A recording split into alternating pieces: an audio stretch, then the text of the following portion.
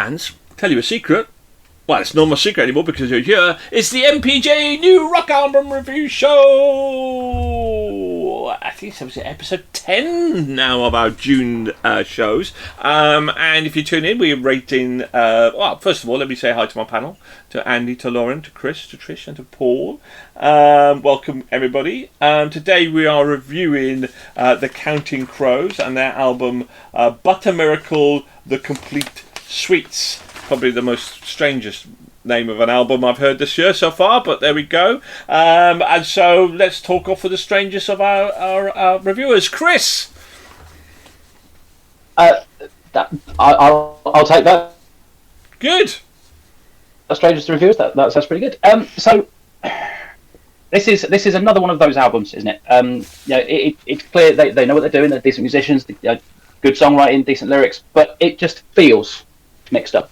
There's too much going on at once. It's not groundbreaking. I don't think it's a classic, and because I haven't listened to Counting Crows or any of the back catalogue, I haven't really got any sort of nostalgia or loyalty to stick to. So I like the tone of the vocals. There's a slight rasp to the way that he sings some of it, but it didn't feel right for me. It didn't hit any sort of, I like this for this particular reason, or I'm attached to, this particular aspect of it. So there wasn't anything to grab onto and say, right, I'm going to listen and I'm going to want to listen to it because this is what I'm liking about it. So it was almost a case of going, oh, I've got to listen to Counting Crows again, because I listened to each of the albums 2 or 3 times just to get my impressions down. And it wasn't I get to listen to that again. It was I've got to listen to that. But it also wasn't a dread of, I've got to listen to that. So again, it's just kind of, I haven't really got an opinion on it. Frankly, it was neither good nor bad nor anything in between. Just one of those, really. Make a segue out of that one. Well, I'll talk about not good, not bad, somewhere between. Trish, what do you think? Straight down the middle, eh? Aye. At 9 tracks long, this album is quite short, even though the length is 40 minutes. In that 40 minutes, I expect an album to pack a punch to make up the shortfall on the number of tracks.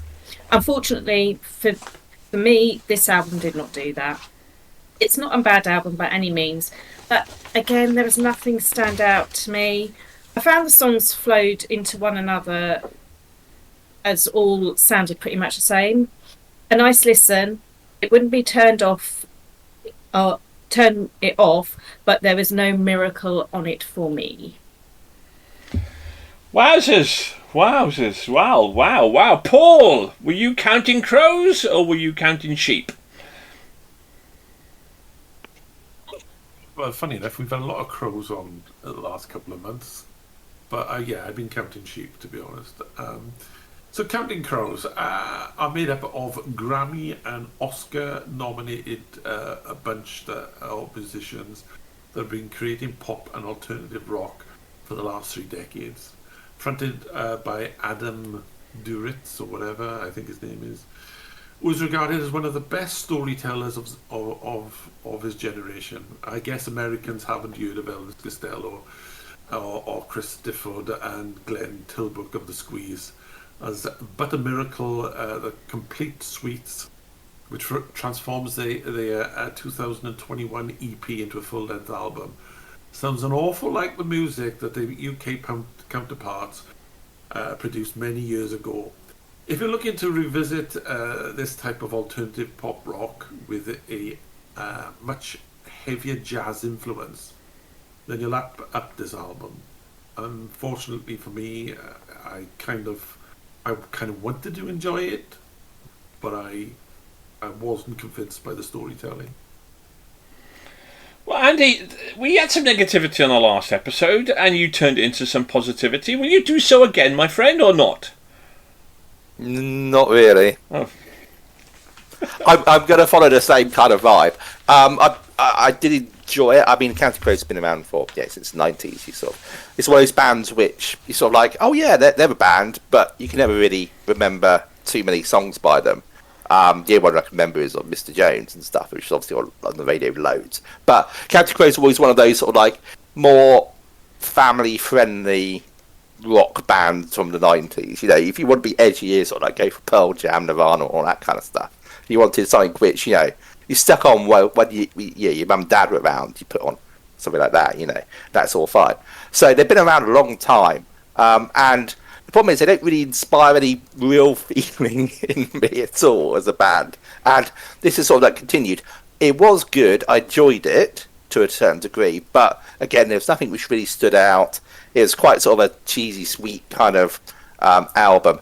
It was okay, but yeah, I've got to echo the same vibes. It's like, why are you just doing this? Because there's nothing really much going on. You're just doing it for the sake of doing it and just selling some albums. Save me, Lauren. Save me. Save me, please. I'm coming, Nudge. I'm coming. Don't worry. So, contrary to everyone else, I believe I've fallen victim to the lovely lady that we call nostalgia. So, Counting Crows for me, I really love them. In particular, I am from the generation of the Shrek franchise being massive, and they did the 2004 hit Accidentally in Love. And that is one of my things that I have in my playlist all the time, because yes, it's nothing that's going to change the world, but it's upbeat, it's light. In Coombs House, we do these things called kitchen concerts, which is when you have to do all the cleaning in the kitchen after you've made dinner and that. You put on something so you can bop along, do it, but the rest of the house will also not mind the fact that you're blaring that music. And it's that sort of album for me. It's one of those things where it's not offensive. It's like the other guys were saying. It's very very bubblegummy almost, in a sense, where everyone can have some and sort of get on with it. But yeah, for me, it really came up in the marks because it harks back to like that naughty sound with the whole angsty lyrics with upbeat jazz lounge sort of vibes. That and sort of like, I've always really liked in the way that they sound. It almost sounds, again, like one of those things where it's almost garage bandy, because it isn't super clean all the time and everything like that. Like, you can tell they've been put in a studio and given the opportunity, but it still, to me, sounds like that 2000s vibe where you would listen to it and then I'd go into school the next day or whatever when I was in secondary, go and meet with my other friends who were also musicians and be like, hey, we should make a band. If these guys can do it, we can do it, sort of thing. So yeah, I thoroughly enjoyed it, but I think if I were to review it purely as it was as its own thing, yes, it's not amazing, but given all the other context behind it that I know about, it just really pushed it up there for me.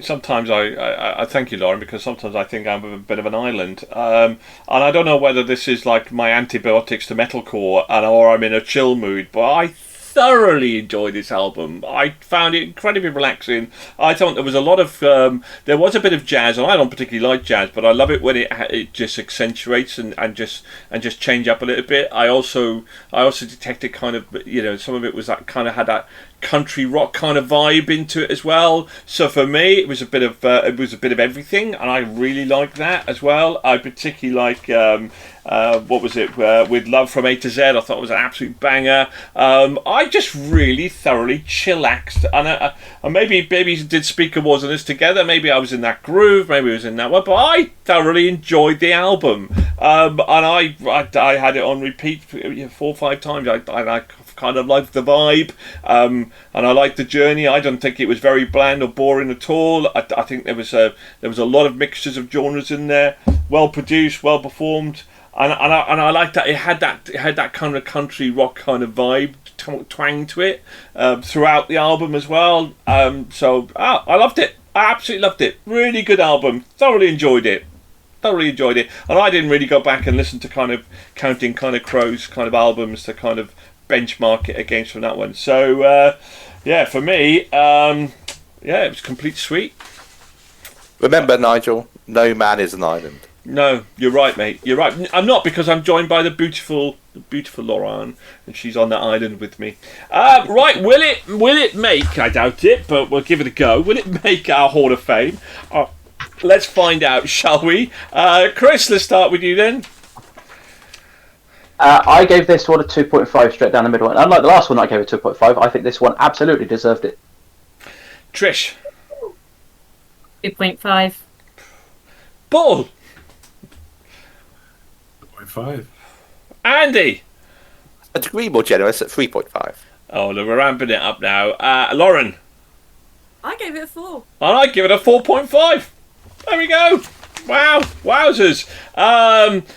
We're going to keep the trend that Paul hasn't lost a score yet, so I'm going to drop. I'm dropping Chris's 0 there. 0 is 2.5. He gets a 0. That makes it a 3.4. Pretty solid. 294 is our top half of our albums. Not quite. No. 63rd album of the year out of 83. In what is a very, very, very high a year so far in terms of albums. So well done to Counting Crows. Do you disagree, you Counting Crow fans? Do you agree, disagree? Hey, hit the like and subscribe button and leave your comments below. That'd be amazing. Thank you very much. Thank you to my panel, to Paul, to Trish, to Chris, to Lauren, to Andy. Thank you very much. Goodbye from now. Keep on rocking.